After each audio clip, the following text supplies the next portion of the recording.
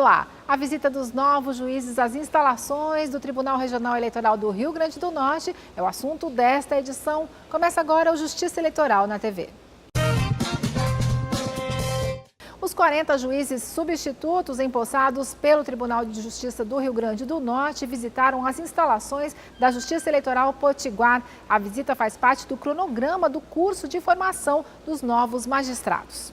Os 40 novos juízes foram recebidos pela presidente do Tribunal Regional Eleitoral do Rio Grande do Norte, a desembargadora Maria Zeneide Bezerra, pela diretora-geral, secretários e assessores. Eles visitaram as instalações do Fórum Eleitoral João Manuel de Carvalho Santos, incluindo os cartórios eleitorais, e participaram de uma rápida palestra sobre a estrutura e o funcionamento do Fórum, as atividades e os projetos que estão sendo realizados. De lá, os magistrados seguiram para uma visita técnica ao Centro de Operações da Justiça Eleitoral, o COGE. No centro, puderam aprender sobre a logística das eleições e os procedimentos feitos nas urnas eletrônicas. É uma visita que faz parte do programa obrigatório da Infam e da resolução do CNJ também, então nós estamos aqui para cumprir esse requisito.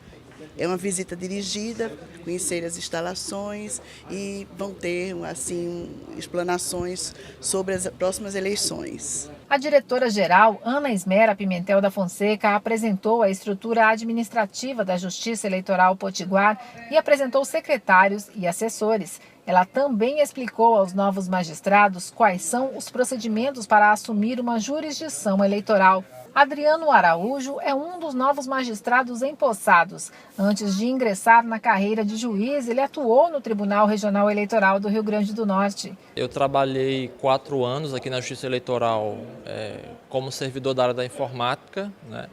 Eu trabalhava na sede ali por trás, né, por trás do Tribunal de Justiça. E já conhecia as instalações, já conhecia aqui o COGE, a área de treinamento, o auditório. Já trabalhei em 3 eleições, né? Então é uma experiência bastante positiva e eu me sinto muito feliz de poder voltar ao meu estado de origem, assumir um cargo como eu vou assumir e poder voltar aqui e visitar um local tão familiar que eu trabalhei tanto tempo.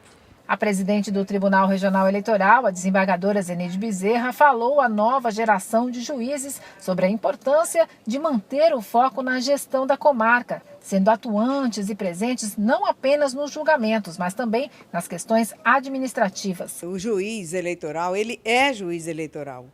Então, ele é quem determina, ele é quem dá as ordens, ele é quem faz cumprir o que ele quer. Então, nada de deixar a critério de chefe de zona, que eles são ótimos, são maravilhosos, mas não são juízes.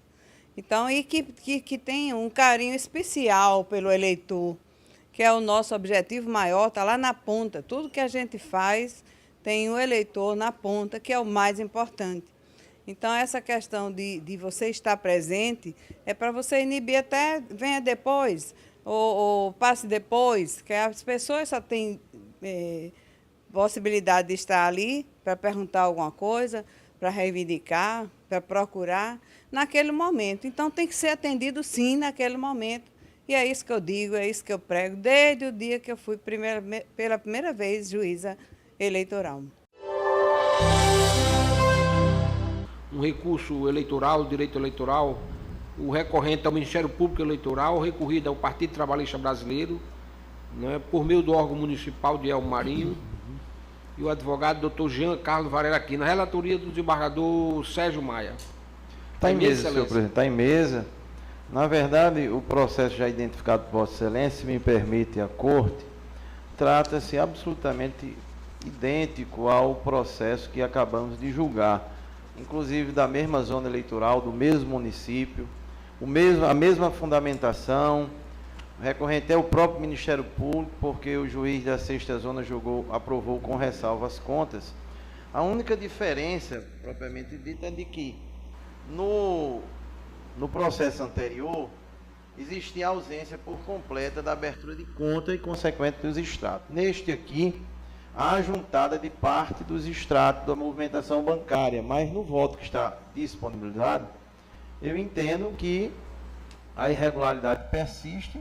Não apresentado extrato ou ele incompleto, ele macula a prestação de contas, fica obscuro qualquer análise mais real da situação da prestação de contas. Então, por estas razões, senhor presidente, me permitindo encaminhar o voto da mesma forma que foi o anterior, se alguns colegas quiserem algum esclarecimento, estaria aqui ao inteiro dispor. Então, eu encaminho o voto também em consonância com o parecer do Ministério Público Eleitoral, pelo conhecimento e provimento do recurso interposto, reformando a sentença proferida pelo juiz eleitoral da 6ª Zona, para desaprovar a prestação de contas do Diretório Municipal do Partido Trabalhista Brasileiro, PTB, em Elbo Marinho, com a suspensão do recebimento das cotas do fundo partidário, também pelo mesmo período que aqui 9 meses, porque eu entendo de que deixar de apresentar o extrato ou apresentar incompleto, eu entendo que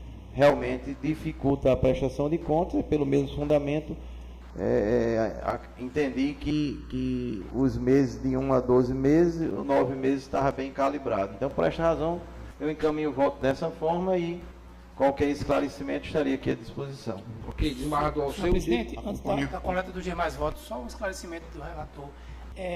Há nos autos a informação de intimação do partido para apresentação desse documento, tido como faltante Na verdade, não há nem essa obrigação, né? O entendimento é que não precisa nem dessa notificação do partido para juntar os extratos completos, né? Porque parece-me que há incompletos. Há incompletos, exatamente. Não juntou. Posso verificar aqui?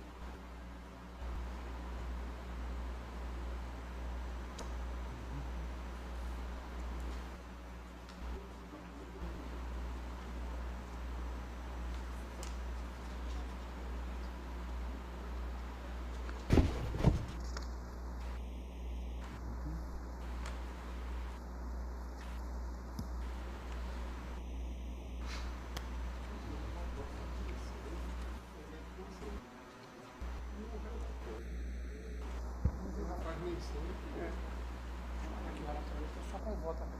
A informação é se houve a intimação. Bem lembrado aqui a assessoria. Na verdade, como houve a aprovação com ressalva, então a juíza entendeu que sequer caberia a intimação para juntar o restante dos extratos, porque entendeu que era uma mera irregularidade e julgou sem ressalva, o que se deduz que não houve sequer essa oportunidade para que se juntasse. Não houve respondendo a Vossa Excelência, não houve essa notificação.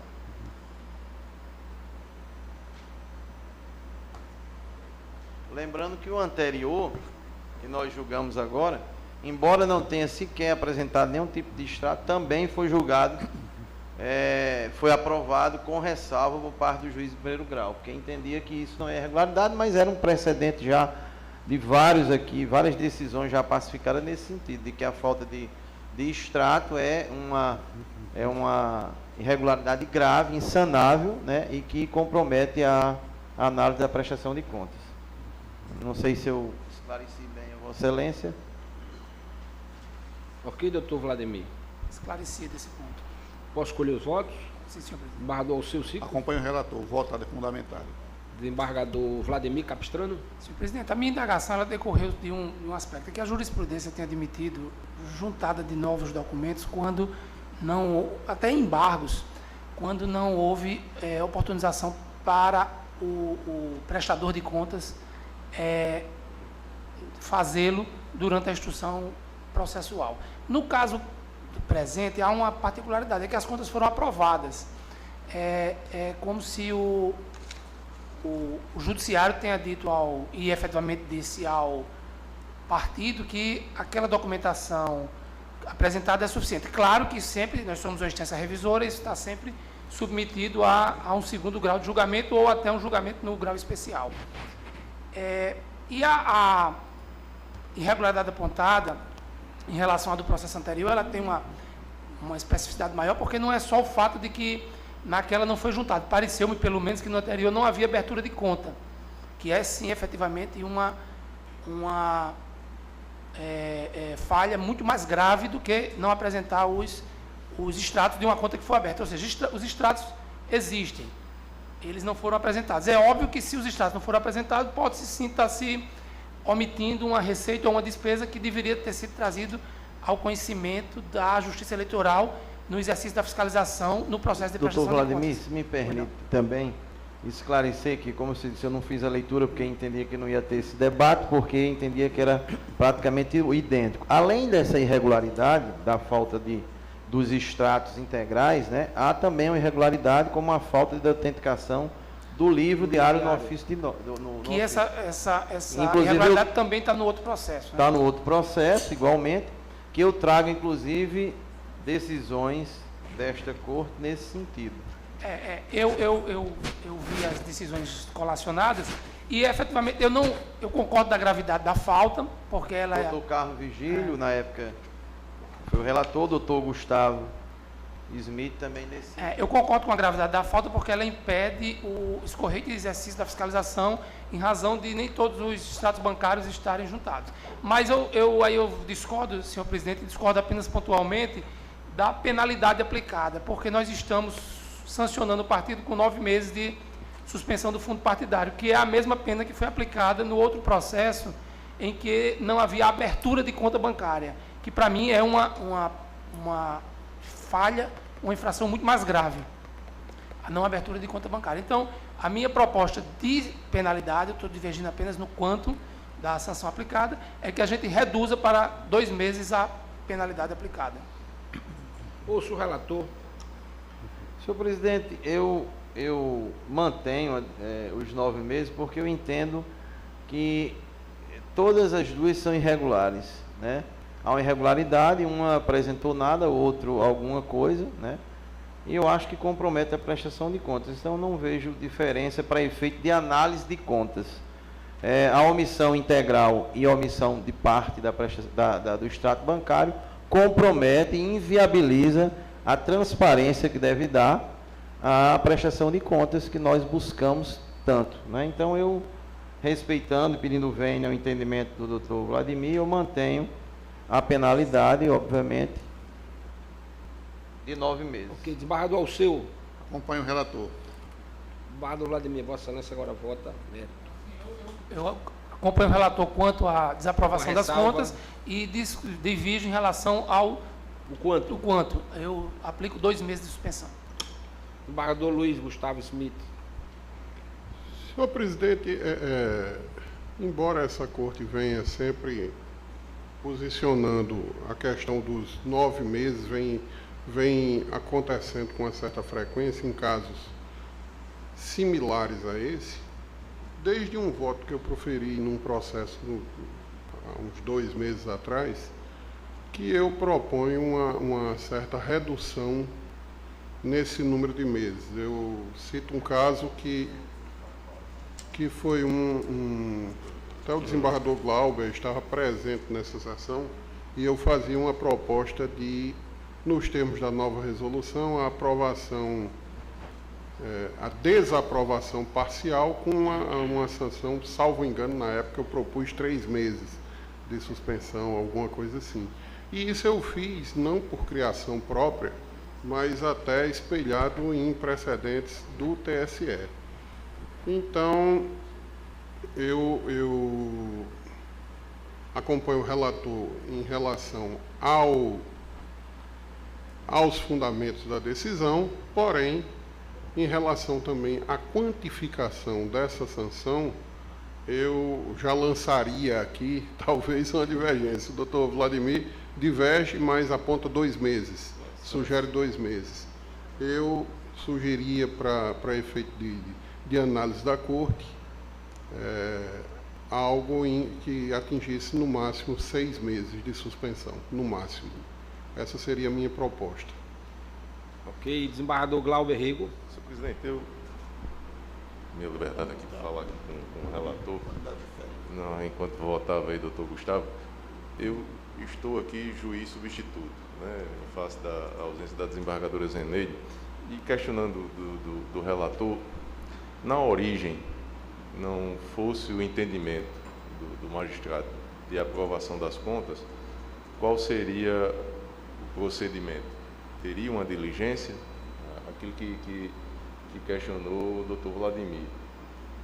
Ela dispensou a diligência de fazer o requerimento da apresentação dos documentos que poderiam suprir a eventual falha, porque ela entendeu que era insignificante e que aquilo ali, o que já tinha era suficiente para aprovação. A Corte aqui está entendendo diferente. Está entendendo que o que foi apresentado não atende ao que está definido na resolução para a aprovação das contas e está votando pela sua desaprovação. Então, eu enxergo um cerceamento de defesa aí, se é que posso falar nesse sentido. Doutor Glauber, é um detalhe aqui interessante. Houve um recurso por parte do Ministério Público. A recorrida foi intimada para contrarrazoar, na qual tinha os argumentos do extrato bancário, e sequer contrarrazoou. Ou seja, sabia que o entendimento do Ministério Público é que as prestações de contas estavam viciadas, irregulares, né, e que, na verdade, não constava o extrato bancário da movimentação. Foi intimado e sequer contrarrazou, que era uma oportunidade de combater esse argumento, não é? E sequer silenciou também. Então, é um aspecto, ao meu ver, a considerar, né? Só a título de informação. É interessante também a argumentação trazida pelo relator, mas eu vou suscitar, senhor presidente, de ofício aqui, uma preliminar de cerceamento de defesa, e aí que importaria na anulação da decisão lá tomada e o retorno à comarca para que fosse oportunizado aí a diligência que seria tomada se não fosse o entendimento do juiz pela aprovação. Que não é minha, mas eu penso que foi o que quis fazer o doutor Vladimir, né? Eu cheguei a pensar nessa possibilidade, desembargador Glauber, mas confesso que não fui tanto, mas me é bastante simpática essa possibilidade de a gente, numa preliminar, se efetivamente for levantada, converter o julgamento em diligência ou anular. Não é de todo... Tem até essa mas nova previsão essa questão da contrarrazão, CPC, né, das contrarrazões, para mim, é extremamente pertinente. Aí já seria, penso eu, a votação da questão proposta pelo desembargador Glauber, se as contrarrazões seriam suficientes para se desfazer essa tese de que a defesa não foi suscitada a se manifestar sobre o que deveria. Por sua vez, doutor Almir, salvo engano, o entendimento desta Corte, pelo menos nas prestações de contas de candidatos, né, essa notificação sequer é necessária. Porque a rigor é para os a rigor é pelo apresentar toda a documentação. Não é nem necessário que a Justiça Eleitoral notifique para ele juntar um extrato bancário que não juntou, está incompleto. O procedimento deste feito, ele tem parecer da Cassel também, não tem? Aqui no tribunal? Não. Acho que tem. Não tem. Não tem. Não tem? Que é recurso. Não, é porque, bem, enfim, isso seria uma segunda questão, mas aqui eu vou complementar o que trouxe o desembargador Glauber, não complementar propriamente, mas trazer um novo argumento para o encaminhamento da questão, que é possivelmente, na verdade, a aplicação do artigo 10 do Código atual.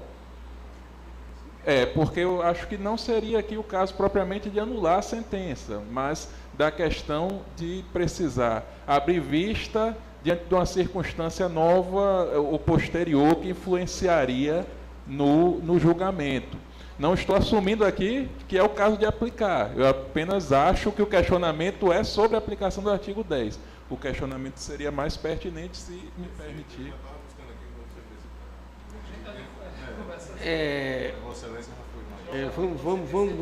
Vamos julgar, então, Vossa Excelência suscita formalmente essa questão de ordem no sentido de converter o processo em diligência.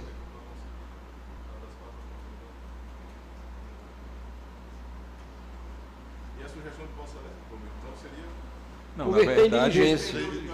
Isso. Não, na verdade é discutir aqui, como questão de ordem, se é o caso de aplicar o artigo 10. O artigo 10 é para que as partes tenham vista dos autos para se manifestarem sobre a questão trazida aqui. Eu não estou assumindo de forma alguma, no momento do voto eu vou dizer o que penso sobre o artigo, mas me parece que aqui o questionamento mais pertinente seria esse, e não, eventualmente, o da ausência de oportunidade para a parte se manifestar em primeiro grau. Não me parece que tenha havido nenhum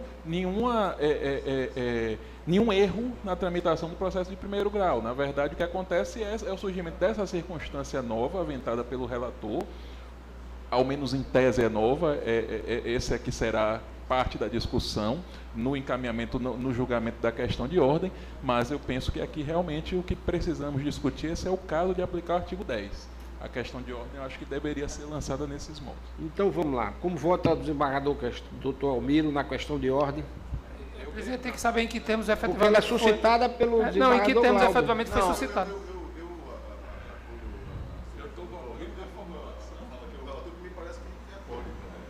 Não, eu acho interessante. Eu verifiquei o disposto do artigo 10 do novo. Tá, aqui que é um dispositivo novo que diz que o juiz não pode decidir em grau algum de jurisdição com base em fundamento a respeito do qual não se tenha dado às partes oportunidade de se manifestar, ainda que se trate de matéria sobre a qual deva decidir de ofício. O meu questionamento é só esse entendimento de que não é oportuno se notificar para que ele possa cumprir essa diligência. E vários precedentes desta casa com relação à prestação de conta de candidato. Mas parte dos precedentes foi firmada durante a vigência do Código Antigo. Existiria a discussão do Código Antigo, mas eu penso que aqui o grande questionamento é isso aqui, do qual não se tenha dado às partes a oportunidade de se manifestar. E Vossa Excelência já encaminhou aqui a questão das contrarrazões, porque se isso vem suscitado no recurso que nós julgamos, não cabe, ao meu sentir, invocar o artigo 10. Eu já estou, de certa forma, antecipando o voto. Na verdade, o que nós precisamos ver, no meu entendimento aqui, é qual é o fundamento do recurso. Se essa questão da ausência das contas ou da ausência da documentação completa foi lançada como um fundamento do recurso, aí cabe, indubitavelmente, ao recorrido responder isso nas contrarrazões. Se é um fundamento trazido pelo relator, ainda assim... Não, o fundamento é do Ministério Público. Mas do parecer ou no recurso? É essa a questão. Se é um fundamento surgido no julgamento do processo... É no recurso. Se é no recurso, aí, para mim, traz outras luzes sobre a questão, porque aí, como Vossa Excelência já até registrou... O relator diz assim, em suas razões, o recorrente sustenta que as falhas apontadas, quais sejam a não apresentação da relação de conta bancária aberta e a ausência de juntada de extratos bancários referente a todo o exercício financeiro, bem como a falta de autenticação do livro diário no ofício, comprometem o exame das contas pela Justiça Eleitoral. Ou seja, o Ministério Público já manifestou seu inconformismo com essa ausência, e ele é notificado para apresentar as contrarrazões e não apresenta. Doutor Sérgio, vamos ouvir o doutor Kleber, ele quer usar da palavra. Vossa Excelência tem como fiscal da lei o uso da palavra aqui, não obrigado, como senhor parte. presidente. Serei muito breve. É só para trazer à reflexão dessa corte uma preocupação do Ministério Público Eleitoral, que é a abertura de um precedente para casos como o presente, no qual eu particularmente entendo que houve sim oportunidade de a parte recorrida ela se manifestar nas contrarrazões, tal como o relator e tal como o doutor Almiro. Mas o que me parece é que houve uma deficiência na assistência jurídica, porque as considerações do doutor Vladimir são muito pertinentes. Não é de se descartar a possibilidade de esse partido ter sim uma conta aberta e, eventualmente, apenas por um descuido, enfim, por uma falta de diligência, não apresentou extratos que ele possui. Mas não se trata de caso, na hipótese, de uma situação em que não foi oportunizada a essa parte manifestar-se quanto ao recurso, até porque ele foi intimado para apresentar suas contrarrazões. Então, o que preocupa a mim particularmente é tomar esse dispositivo do artigo 10, que é muito salutar, veio em boa hora, no sentido de, digamos assim, dar mais uma chance à parte, quando na realidade ela já teve. Então, assim, certamente, em se acolhendo essa possibilidade, temo eu que para o futuro voltará a ser aventada por outras partes, tomando-a como precedente. Então, eram apenas essas considerações. Muito obrigado. Ok, então vamos prosseguir na questão de ordem. Vossa Excelência mantém, a despeito da manifestação do Dr. Kleber? Sim, depois eu mantenho o voto. Eu voto entendo que essa questão das contrarrazões é uma oportunidade e ainda abre um precedente muito grande. Na verdade, da chance de mais matéria eleitoral, eu não sou muito afeito, não. De dar mais uma chance, a segunda, a terceira. Já acho que prestação de contas é um processo extremamente aberto, praticamente sem sanção nenhuma, né? E estimula muitas vezes a falta de transparência, porque sabe que a punição é muito pequena. Eu mantém, né? Menino venha, eu mantenho o voto. Embargador Glauco, conclua o voto de Vossa Excelência. Vou concluir, senhor presidente. Eu que tive inclinado na suscitada de ofício a preliminar de cerceamento, e aí aqui, iluminado aqui por doutor Almiro, que já adiantou que vai ser contrário, eu suscito uma questão de ordem, não mais preliminar, no sentido de suspender o julgamento e aplicar aqui o artigo 10 do CPC, no sentido de que seja oportunizado ao recorrido apresentar a documentação que é tida como ausente. E digo mais, as contrarrazões, ele estava numa situação de conforto, ele tinha as suas contas aprovadas, a discussão é se seria suficiente ou não para aprovação, não era se ele tinha ou não tinha. Então eu pedindo venha ao relator, eu suscito essa questão de ordem, de suspender e baixar em diligência do artigo 10 do CPC. Só para título de colaborar, 30 segundos, senhor presidente. É que eu estou preocupado com o processo anterior, porque da mesma forma não foi dada oportunidade, ele não juntou nenhum extrato. Ele podia dizer assim, as contas foram aprovadas com ressalva, sem juntar o extrato. Não, e agora o tribunal reforma, aplica uma penalidade sem dar. Ou seja, ao meu ver, vai haver um julgamento não isonômico ainda com relação, porque a falta do extrato completo também poderia dar a oportunidade de você ter, como o Ministério dele podia estar lá. E não juntou, porque por algum esquecimento o juiz entendeu que era a aprovação com ressalva, e aí? Então, desembargador Almiro, Vossa Excelência é favorável à questão de ordem?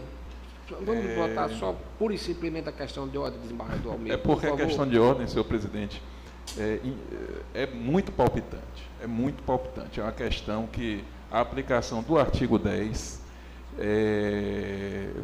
certamente vai ser um ponto tormentoso do novo Código de Processo Civil.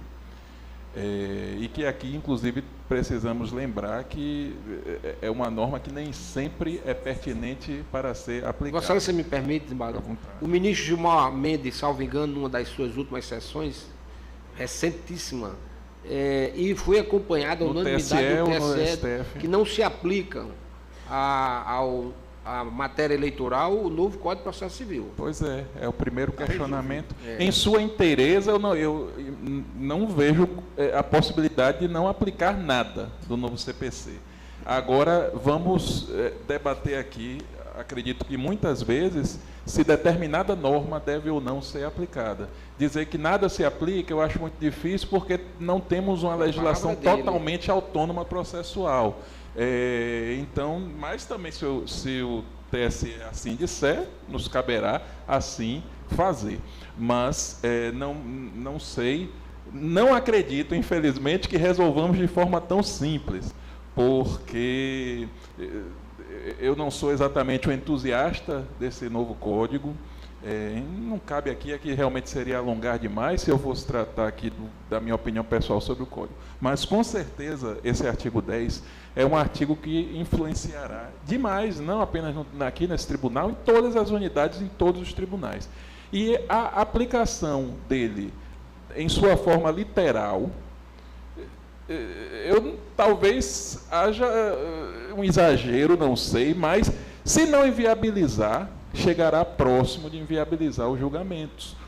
Ninguém vai concluir, vai ser muito difícil concluir um julgamento na sessão na qual ele se inicia. Principalmente julgamentos mais complexos. Que é lógico que eu não estou falando do que é muito simples. Mas julgamentos nos quais surjam questões periféricas, jurídicas, e quase sempre surgem, porque num tribunal no qual 7 pessoas podem manifestar suas opiniões jurídicas e mais um 8º em sessão, que é o representante do Ministério Público Eleitoral, é muito difícil que numa questão mais elaborada, rebuscada, não surja um fundamento novo, para usar o termo da norma, que é fundamento. Se passarmos a entender literalmente que qualquer argumento jurídico novo, fundamento jurídico novo que surja na sessão, demande ouvir as partes, como eu disse, vai ser muito difícil finalizar uma sessão de julgamento que foi iniciada. Então, eu sou, desde já, manifesto que realmente sou avesso à aplicação desse artigo 10 em sua literalidade. Mas aspectos mais minuciosos fatalmente precisarão ser enfrentados caso a caso. E essa, para mim, é a grande dificuldade que o Código traz, porque abre um leque de dúvidas que poderá ensejar a nulidade de muitos julgados. E daqui que isso reste pacificado, no âmbito dos tribunais a quem cabe pacificado, do STJ, do TSE, talvez até do próprio STF, teremos muitas intercorrências processuais. Agora, no caso específico, é certo que o artigo 10, na própria mens legislatoris, procurou caracterizar um dito princípio da não surpresa que se quer trazer para o Código de Processo Civil. A doutrina muito lutou e se conseguiu colocar nessa norma. Havia até quem defendesse que antes dessa norma ele já existiria. Uma coisa é a ampla defesa, outra coisa é essa não surpresa, porque, como eu disse, argumento jurídico em julgamento fatalmente vai surgir. É lógico que o juiz não pode tomar questões fáticas novas, e isso até o próprio Código de 73 sempre limitou por demais, mas argumento jurídico sempre vai surgir.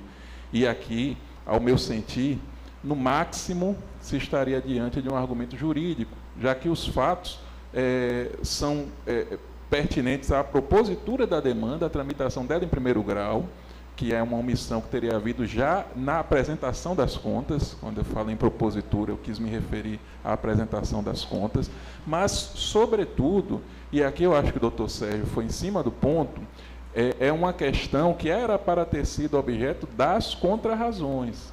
E aí, no caso, eu vou divergir do doutor Glauber, porque não existe esta zona de conforto para quem responde um recurso.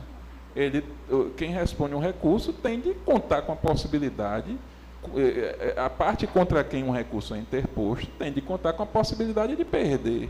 As contrarrazões existem exatamente por isso, para que a parte seja chamada a ver os argumentos pelos quais a parte adversa entende, ou o Ministério Público, se for o caso, entende que a decisão deve ser reformada, e, diante destes argumentos, apresentar a sua defesa.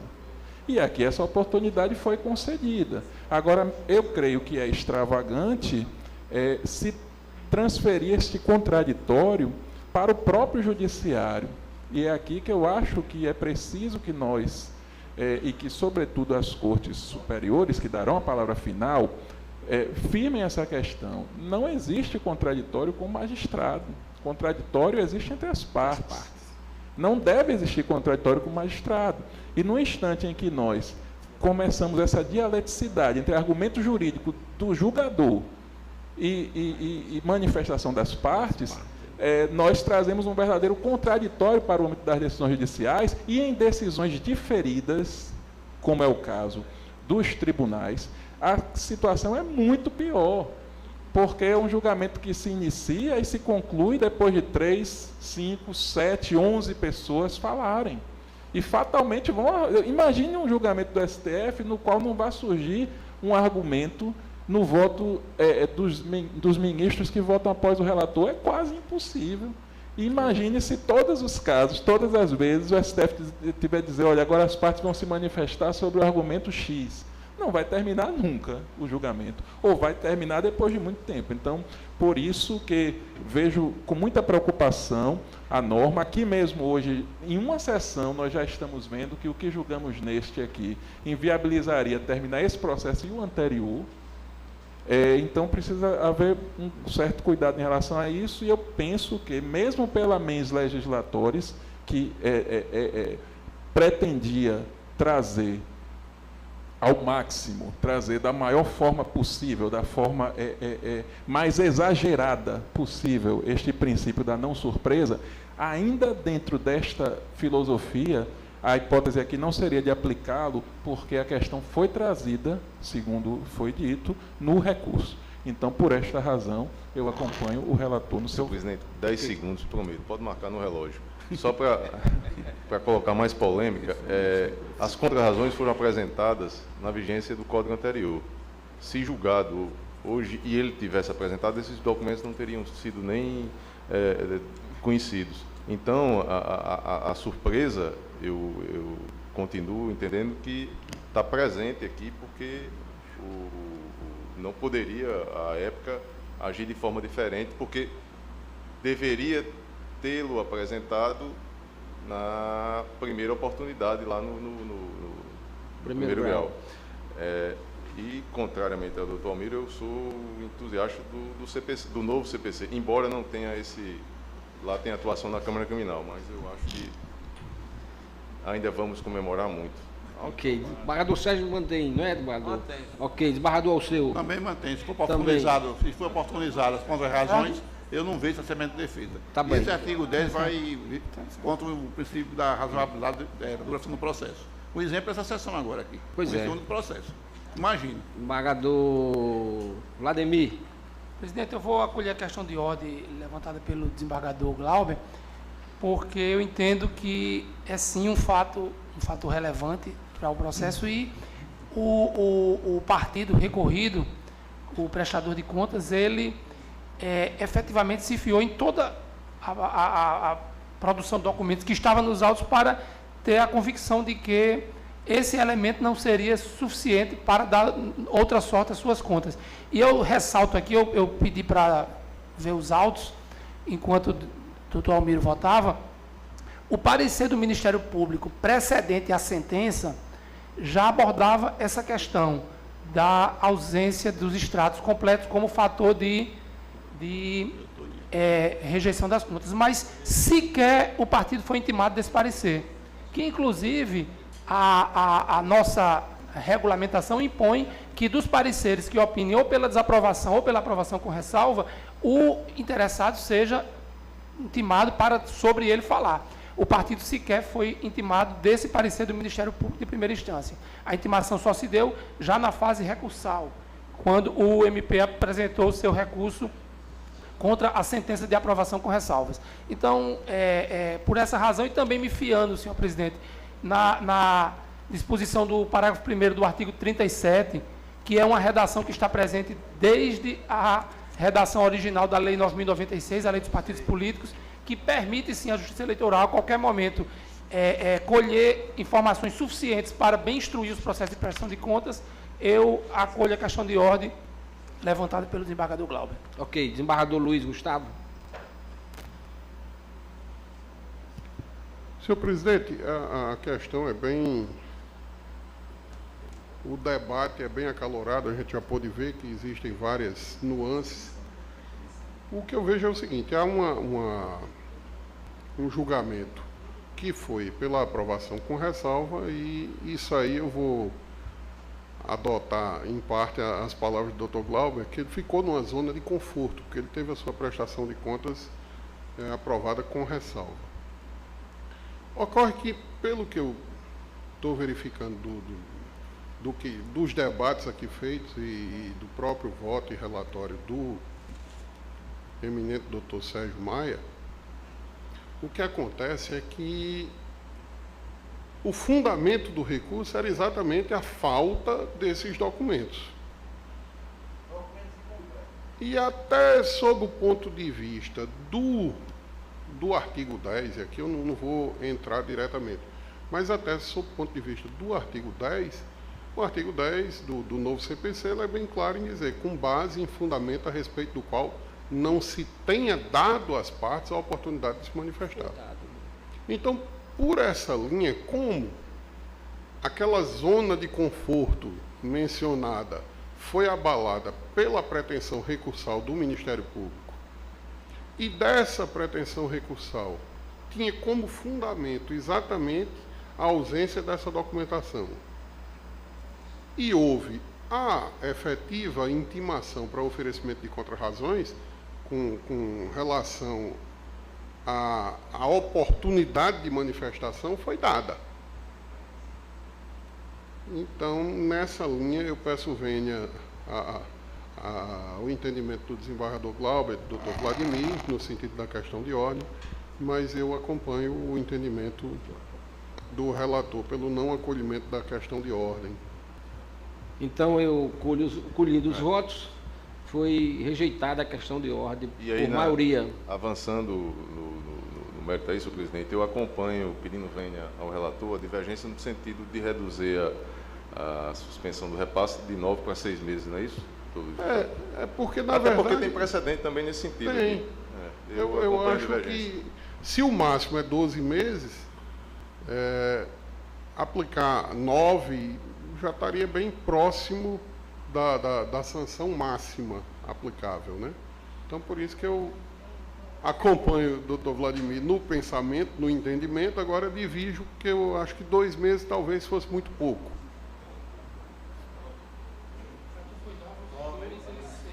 Foi.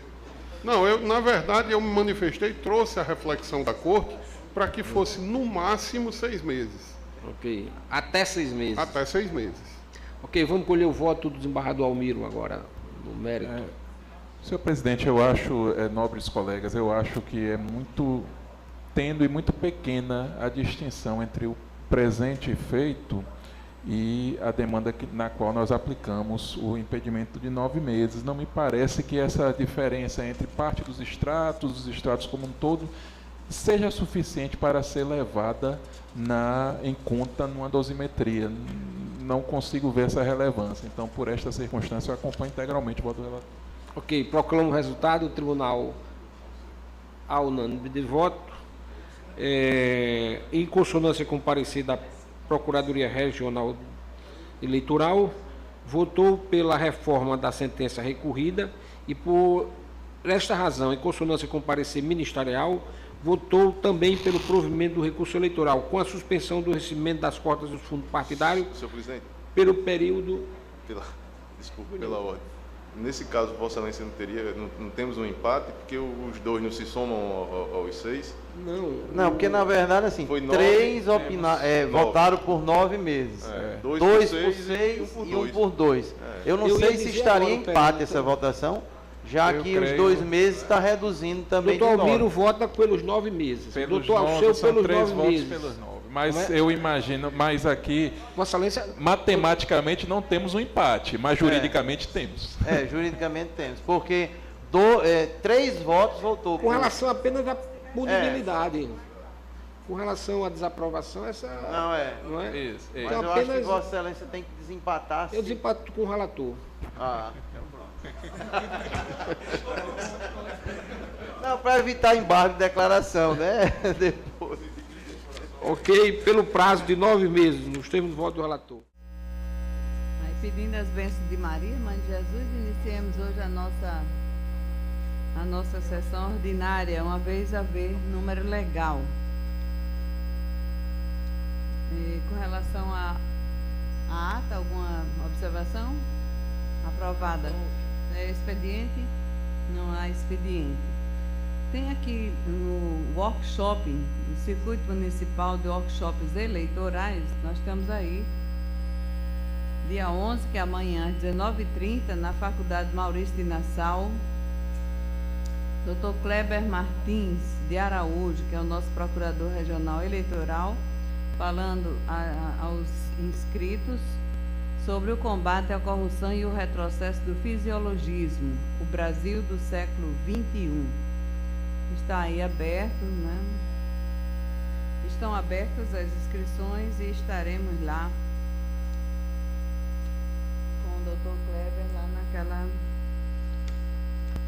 pela faculdade, que já nos recebe há muito tempo com o programa do NAP. Os programas do NAP é uma grande companheira, colaboradora com nossos programas e projetos. Está na pauta do TSE da sessão de hoje, a partir das 19 horas, a aplicabilidade do CPC na Justiça Eleitoral. Será, inclusive, a última sessão de julgamento do ministro Dias Toffoli como presidente, porque no dia 12 já assume o ministro Gilmar Mendes. Eu não sei se eu já fiz isso, se eu já mandei registrar, a grande ajuda, a grande colaboração, colaboração, enfim, que o ministro Toffoli fez com esse eleitoral. Todas as nossas reivindicações, devidamente fundamentadas, foram dadas com um modo positivo daquele ministro. Eu quero deixar registrado, e acho que nós todos, né, desde desembargador Vigílio até o momento em que ele já está saindo, a gente ainda está pedindo a ele coisas, né, na nossa atividade fim e meio também. Então eu quero deixar registrado nosso agradecimento, assim, profundo agradecimento.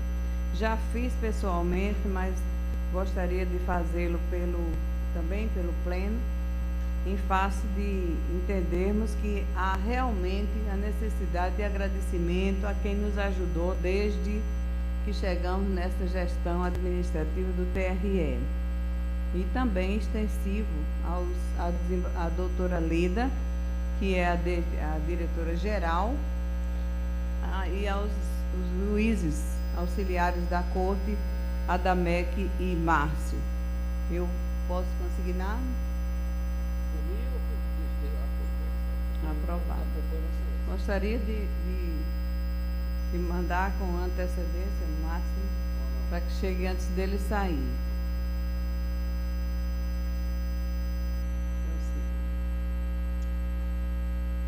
Eu quero dizer que recebemos ontem com muita dignidade, muita alegria, muito entusiasmo os nossos juízes que saíram daqui do TRE às 12h45 bastante felizes e elogiando os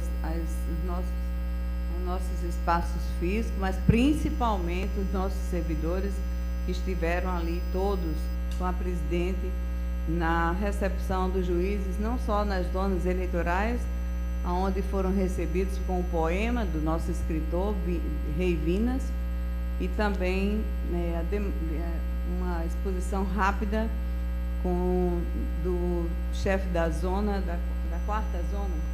da quarta zona, Heraldo. Depois, lá no POGE, fomos recepcionados, todos nós, com os nossos meninos aí dos violões, Solon e João Henrique, obrigada a eles. Saulo, não sei porque eu mudei o nome de Saulo para Solon, mas é parecido, né?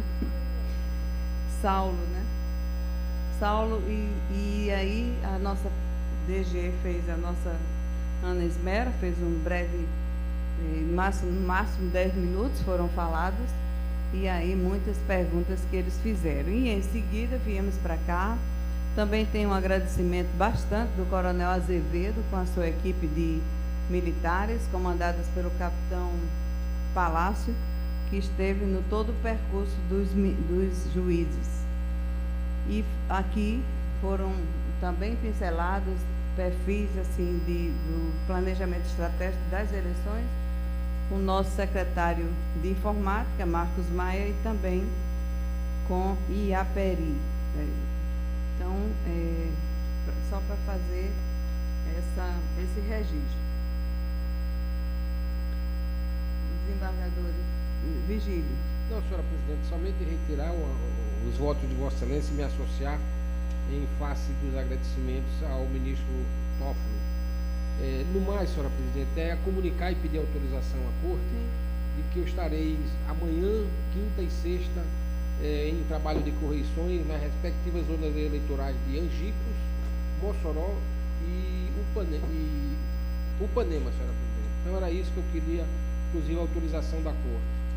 Pois não. Doutor Almiro? Sem proposições, senhora presidente. Doutor Sérgio? Também, sem proposição. Doutor André? Doutor Vladimir Capistrano? Doutor Simite? Também, senhora presidente, sem proposições.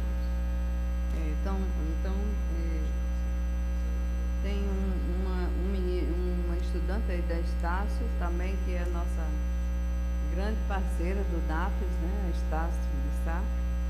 E eu esqueci de dizer que amanhã será a eleição da nova direção do Tribunal Regional Eleitoral, que há quase 2 meses nós mandamos, eu não me esqueci de perguntar a data que nós encaminhamos, mas foi mandada assim com bastante antecedência, antes mesmo do presidente sair de férias. E vamos então para a pauta. Eu estou chamando assim a prestação de contas 890-84, da relatoria do Dr. Luiz Gustavo Alves Smith. Está em mesa? É um voto vista, senhora presidente. Está comigo. Está em mesa. Voto vista. Ou eu leio ali. Pois não, doutor Almiro. Eu trago um voto vista em relação ao processo da última sessão, referente ao golpe de vista, porque naquele instante tive uma dúvida acerca da existência ou não de doação estimada referente a serviços diversos da prestação de contas. Porque se fosse a hipótese dos serviços serem outros, o julgamento poderia até ser diverso, meu posicionamento diverso do que o relator estava encaminhando. E para a sessão fluir mais rápido, achei melhor não pedir vista em mesa, era uma questão simples de ser avaliada, de forma que avaliando trouxe, e de fato não há oposição, qualquer oposição ao voto do relator. Os serviços são realmente todos relacionados à prestação de contas, e neste caso eu penso que é a hipótese de ser aplicada a jurisprudência já consolidada no âmbito deste tribunal e de tantos outros tribunais, de que as despesas realizadas as doações estimadas de serviços referentes à prestação, a serviços realizados na prestação de contas por advogado e contador especificamente, de fato não traz nenhuma sanção ou nada censurável, nada que implique a desaprovação das contas, o fato do candidato não trazê-las. Então estou com este rápido registro acompanhando o relator. Pois não. Algum voto divergente? Não. Então, não publicado. O segundo é o recurso criminal 7752 da relatoria do Dr. Verlano. Não está... O processo foi redistribuído, presidente, para minha relatoria. Redistribuído. Então, para Vossa Excelência, porque aqui ainda consta relator do Dr. Verlano. Vossa Excelência, com a palavra. Trata-se na espécie de recurso criminal interposto por Luiz Rodrigo Pereira de Melo contra a sentença do juiz da 34ª Zona Eleitoral em Mossoró, que, ao julgar procedente a pretensão punitiva do Ministério Público Eleitoral, condenou a 2 penas de 1 ano de reclusão pela prática das condutas delituosas tipificadas nos artigos 289 e 309, ambos do Código Eleitoral, na forma do artigo 69 do Código Penal. Em suas razões recursais, alegou o recorrente ter operado a prescrição retroativa da pretensão punitiva, tendo em vista a existência de um extenso lapso de tempo entre a data do fato e a recepção da denúncia, bem assim ter havido o trânsito em julgado para a acusação. Contra razões apresentadas as folhas 164 a 170, nas quais o representante do parquê atuante naquela zona eleitoral, de igual modo, pugnou pelo reconhecimento do referido Instituto Prescricional. Nessa mesma linha foi a manifestação formulada pela Procuradoria Regional Eleitoral. E é um relatório, senhor presidente. No mérito. A questão que se discutindo no presente feito é a manifesta ocorrência de pressão punitiva, de modo a fazer operar na espécie a extinção da punibilidade do agente, nos termos do artigo 107, 4º do Código Penal. Ab início, e como destacado no parecer ministerial, cumpre observar que os fatos articulados na denúncia, cujo recebimento se deu apenas em 28 de maio de 2014, remontam aos anos de 2002 e 2008, razão pela qual, ante a incidência do princípio da irretroatividade da lei penal mais gravosa, não são alcançadas pelas alterações introduzidas no Código Penal pela Lei 12.234 de 2010, a qual, para efeitos de incidência da pressão punitiva, passou a desconsiderar o decurso de tempo antes da recepção da peça acusatória. Nesse exato sentido, cabe transcrever passagem da obra do professor Fernando Capês que, Ao comentar essa temática, pontifica que, sobre a aplicação da lei penal no tempo, a norma não retroage, não podendo prejudicar os autores de crimes cometidos antes de sua entrada em vigor, ou seja, antes de 5 de maio de 2010. No outro passo, importa registrar que a sentença objurgada, que condenou o recorrido a 1 ano de reclusão pelo crime de inscrição fraudulenta e também pelo mesmo patamar em decorrência do crime de votação múltipla, não foi objeto de impugnação pelo órgão acusador, o qual, tanto na primeira instância como também perante este egrégio tribunal, limitou-se a pugnar pelo acolhimento da tese recursal repousada na insubsistência da pretensão punitiva estatal ante a prescrição que se operou, de acordo com o já relatado. E aqui eu faço referência à incidência do princípio da proibição da reformácio imperos. Assim, o que obviamente impediria de aumentar a pena e de afastar a prescrição. Assim, diante do cenário fático revelado nos autos, em que se conglobam a condenação por fatos pretéritos à reforma penal de 2010 e o trânsito em julgado da sentença condenatória para a acusação, a prescrição da pretensão punitiva deve ser apurada nos conformes da abolida modalidade retroativa, incidente sobre o lapso temporal anterior à recepção da denúncia, dando-se o exame de sua ocorrência mediante o cruzamento entre o quanto da pena concretizada por cada um dos crimes isoladamente e os prazos prescricionais dispostos na tabela prevista no artigo 109 do Código Penal. Nessa quadra, portanto, na hipótese vertente, a teor do artigo 109, 5º do Código Penal, a prescrição verifica-se pelo transcurso de 4 anos entre os marcos interruptivos, ocorrência dos fatos e o recebimento da denúncia, período que restou em muito ultrapassado. Por toda essa ordem de considerações e em consonância com o parecer da Procuradoria Regional Eleitoral, voto no sentido de conhecer e dar provimento ao recurso criminal para, reconhecendo a ocorrência da prescrição da pretensão punitiva estatal, declarar extinta a punibilidade de Luiz Rodrigo Pereira de Melo, nos termos do artigo 107, 4 e 109, 5º, todos do Código Penal. É como voto, senhor presidente. Alguma divergência? Todos concordam? Não, acompanho. O proclamo nos ser posto pelo relator o seguinte: a revisão do eleitorado 2068 da relatoria do Dr. Sérgio Roberto Nascimento Maia. Está em mesa, presidente. Trata-se de presente dos autos, de pedido de revisão do eleitorado do município de Passagem, formulado pelo presidente do Partido Social Democrata, PSD, sob o argumento de que haveria significativa desproporção entre o eleitorado e a população projetada no município de Passagem. Consta nos autos informações retiradas do sítio eletrônico da Justiça Eleitoral, as folhas 18 a 23, noticiando o eleitorado do município de Passagem, bem como da consulta realizada no endereço eletrônico do Instituto Brasileiro de Geografia e Estatística, IBGE, as folhas 30. Com vista dos autos, a Procuradoria Regional Eleitoral manifestou-se pela indicação do município ao Tribunal Superior Eleitoral como prioritário para fim de revisão eleitoral em coleta de dados biométricos. É o relatório, senhor presidente.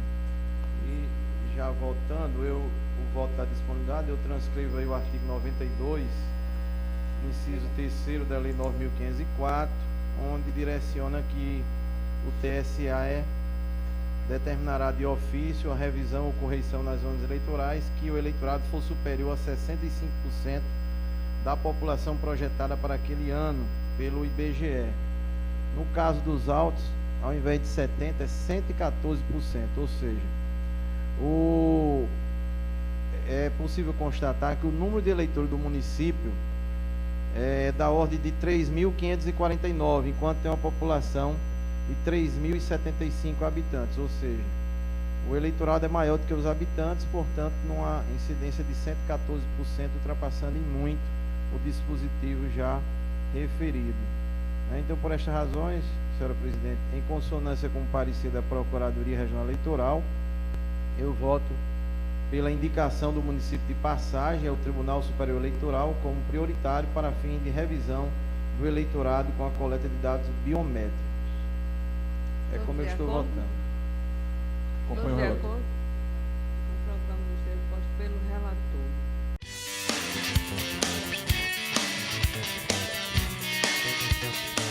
O Justiça Eleitoral na TV termina por aqui. Lembrando que você pode rever esta e outras reportagens do programa no nosso canal no YouTube.